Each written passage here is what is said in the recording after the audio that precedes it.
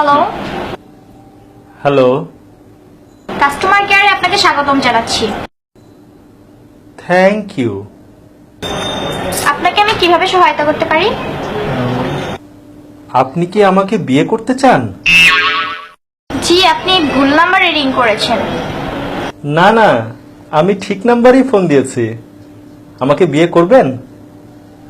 জি, আমি বিয়ে করতে ইন্টারেস্টেড না।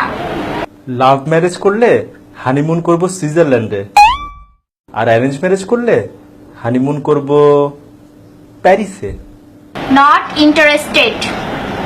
কোর্ট ম্যারেজ করলে 10,000 টাকায় বিয়ে করতে পারেন, আর যদি নর্মাল ম্যারেজ করেন তাহলে 20,000 টাকা।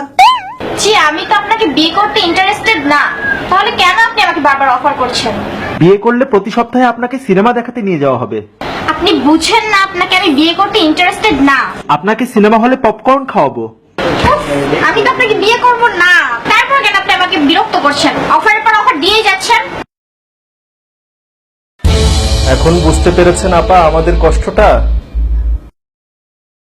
যখন আমাদের ইন্টারেস্ট থাকে না, তখন আপনারা কেন নতুন নতুন অফারের নামে বারবার মেসেজ দিয়েই যান। মাত্র 100 টাকায় পাবেন যে কোনো মোবাইলে 160 মিনিট সব সময়। কথা বলুন 1 পয়সা পার সেকেন্ড কল রেটে, মেয়াদ 30 দিন।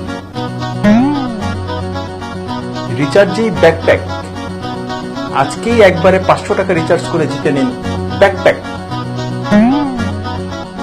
অফারের মেসেজ পেতে পেতে মেসেজের প্রতি অভক্তি এসে গেছে। অফারের মেসেজে পুরা মোবাইলের মেমোরি কার্ড ফুল হয়ে যায়, ডিলিট করতে করতে ঘন্টার পর ঘন্টা পার হয়ে যায়। ফ্যামিলি অ্যান্ড ফ্রেন্ডস এর ইম্পর্টেন্ট মেসেজ আসলেও মনে হয় যে এটা বোধহয় অফারের মেসেজ, এই মনে করে মেসেজ আর চেকও করা হয় না। যখন আমাদের ইন্টারেস্ট থাকে না আপনাদের এসব অফারে, আপনারা কেন অফারের পর অফার দিয়েই যান?